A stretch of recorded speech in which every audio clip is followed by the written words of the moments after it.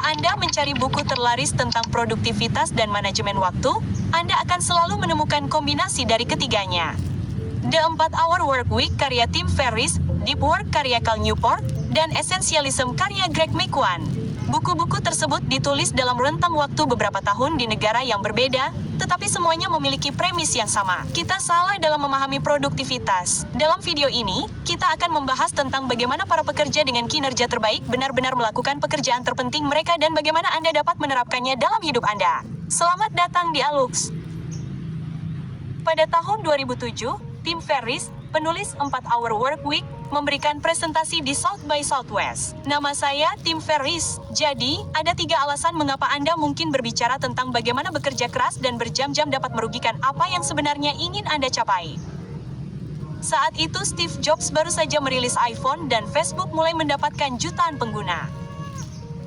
Sentimen umum di Silicon Valley adalah bangga dengan kerja berlebihan. Anda ingin menjadi orang yang bekerja dari pukul 7 pagi hingga pukul 9 malam karena itulah yang dilakukan semua orang. Dan karena Silicon Valley dipandang sebagai fondasi bagi para pemikir hebat dan pengusaha teknologi kaya, hal itu bergema di setiap bidang. Segera setelah itu, sebuah mitos lahir. Produktivitas yang tinggi juga dikenal sebagai budaya kerja keras. Banyak orang berusaha keras untuk belajar cara menjadi produktif, termasuk Anda sendiri sejak Anda menonton video ini.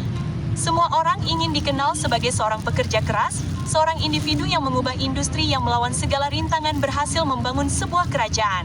Anda ingin wajah Anda terpampang di majalah Forbes dan semua orang membicarakan Anda. Dan dibutakan oleh budaya kerja keras, Anda percaya bahwa satu-satunya cara untuk mencapainya adalah dengan bekerja lebih keras dari semua orang. Lagi pula, dalam hampir setiap wawancara yang Anda lihat, pengusaha yang sangat sukses membanggakan malam-malam mereka yang tidur di bawah meja di kantor. Di mana Anda tidur malam ini? Di pabrik. Di pabrik. Dan bahkan jika itu bukan tujuan utama Anda tetap disesatkan oleh One Web Dev.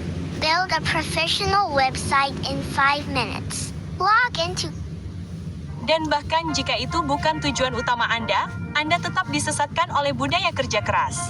Bahkan tidak ada definisi yang tepat untuk hiperproduktivitas karena itu adalah kata yang dibuat-buat, tetapi orang-orang pada umumnya mengartikannya sebagai melakukan lebih banyak hal dalam waktu yang lebih singkat daripada yang mungkin dilakukan manusia.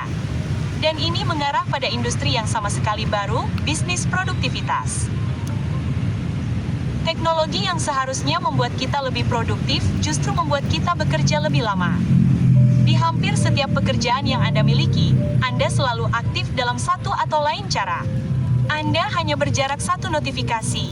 Anda sangat terhubung. Masalah dengan bisnis produktivitas adalah bahwa bisnis ini dibangun oleh para pengusaha teknologi. Mereka mempelajari perilaku manusia dan tujuan utama mereka adalah membuat produk yang laku. Mereka melakukannya dengan meyakinkan orang-orang bahwa mereka membutuhkan produk mereka dalam hidup mereka. Dan itu berhasil dengan baik. Kami mendapatkan produk-produk bermanfaat yang membuat pekerjaan antar manusia menjadi lancar. Pikirkan Dropbox misalnya. Perusahaan tersebut menghasilkan pendapatan $500 miliar tahun lalu saja. Slack, aplikasi perpesanan, diakuisisi seharga $27 miliar. Mereka menghasilkan pendapatan hampir $1 miliar pada tahun 2021. Tetapi ada satu efek samping yang dimiliki produk-produk ini. Mereka membuat pekerjaan menjadi tak terbatas. Pekerjaan tidak pernah berhenti. Selalu ada yang harus dilakukan, dan jika Anda tidak melakukannya, Anda dianggap malas. Maksudnya, Anda memiliki papan tak terbatas yang dapat Anda buat. Penyimpanan cloud Anda tidak akan pernah kehabisan ruang. Kecuali Anda menggunakan Apple, kami masih tidak tahu mengapa kami selalu penuh. Ratusan tugas ditumpuk bersama dalam umpan perusahaan yang tak terbatas, yang tampaknya tidak pernah berakhir. Anda memulai hari, memeriksa tugas-tugas Anda, dan banyaknya pekerjaan yang membanjiri monitor membuat Anda ingin tidur siang. Anda tidak tahu harus mulai dari mana, kapan harus menyelesaikannya, atau apa yang harus diprioritaskan. Anda merasa tidak produktif, dan ingin bekerja lebih keras. Disinilah masalah produktivitas yang berlebihan muncul. Kerja keras tidak berkelanjutan. Tapi Alux, Anda selalu mengajarkan kerja keras. Itu benar. Dan lihat, kami masih percaya pada kerja keras dengan beberapa peringatan. Cara terbaik untuk menjelaskan ini adalah dengan mengajukan pertanyaan kepada Anda. Sebuah pertanyaan yang diajukan Tim Ferriss kepada hadirin di South by Southwest. Bagaimana keputusan dan prioritas Anda berubah jika pensiun tidak akan pernah menjadi pilihan? Jika Anda pikirkan, hampir semua orang yang menikmati pekerjaan yang mereka lakukan tidak pernah ingin berhenti atau pensiun. Mereka tidak tahan untuk tidak melakukan apapun, dan meskipun mereka mungkin mengurangi pekerjaan seiring bertambahnya usia, pikiran mereka masih ada. Sebagai orang pada umumnya, Anda menghabiskan sekitar 500 bulan hidup Anda untuk bekerja. Itu kira-kira 42 tahun atau sekitar setengah dari seluruh waktu Anda di bumi. Apakah Anda benar-benar yakin akan mampu bekerja dengan kapasitas maksimal sepanjang waktu? Hal penting yang perlu diketahui adalah ini. Anda tidak perlu satu aplikasi lagi untuk menjadi produktif. Tidak ada plugin atau kombinasi aplikasi yang akan membuat Anda produktif. Anda tidak dapat memperbarui perangkat lunak untuk menyelesaikan lebih banyak hal. Jadi, jika kerja keras atau aplikasi produktivitas bukanlah solusinya, apa yang harus Anda lakukan selanjutnya? Langkah pertama adalah memahami perbedaan antara efisien versus efektif. Menurut definisi, menjadi efisien berarti produktivitas maksimum dengan sedikit usaha atau biaya yang terbuang. Kedengarannya cukup bagus di atas kertas, tetapi di dunia nyata, ini berarti jika Anda ahli dalam pekerjaan Anda juga bisa mengerjakan pekerjaan orang lain. Sekarang, tentu saja, jika Anda membangun perusahaan rintisan Anda sendiri, menjadi efisien adalah prioritas. Namun, kami menduga bukan itu tujuan Anda di sini. Jika Anda sangat efisien dalam pekerjaan Anda, itu berarti Anda mengerjakan pekerjaan yang sama dalam waktu yang lebih singkat dan dengan sumber daya yang lebih sedikit, yang sering kali memberi Anda lebih banyak pekerjaan untuk mengisi jadwal Anda yang sekarang bebas. Dan lebih sering daripada tidak, pekerjaan itu hanya konten pengisi. Itu tidak memiliki nilai nyata selain membuat Anda merasa seperti Anda tidak membuang-buang waktu perusahaan. Pikirkan tentang apa yang Anda lakukan kemarin, berapa jam yang Anda habiskan untuk bekerja, dan nilai apa yang dihasilkan dari jam-jam tersebut, hasil positif apa yang Anda capai. Menurut Biro Statistik Tenaga Kerja, rata-rata pekerja sebenarnya bekerja sekitar 2 jam dan 53 menit setiap hari.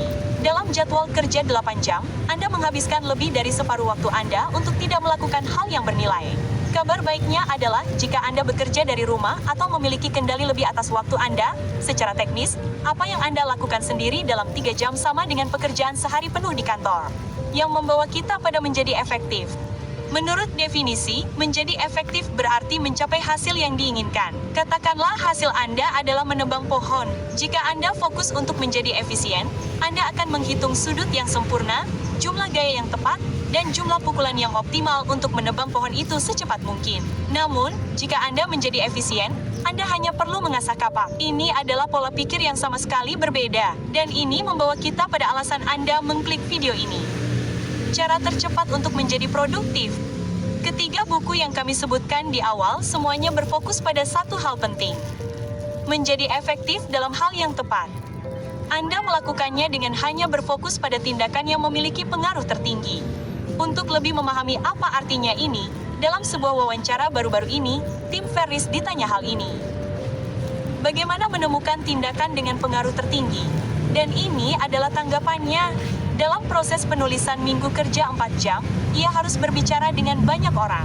Secara alami, ia mulai fokus untuk menjadi lebih baik dalam wawancara dan mengajukan pertanyaan yang bagus. Dan ini membawanya untuk memulai podcast tempat ia mendekonstruksi para pemain kelas dunia. Wawancara menjadi tindakannya yang paling berpengaruh. Pertama, podcastnya sekarang menjadi salah satu yang paling populer di dunia dengan lebih dari 700 juta unduhan. Kedua, wawasan yang ia dapatkan dari wawancaranya membawanya untuk menulis beberapa buku terlaris. Sekarang, bayangkan tindakan apa yang paling berpengaruh bagi Anda.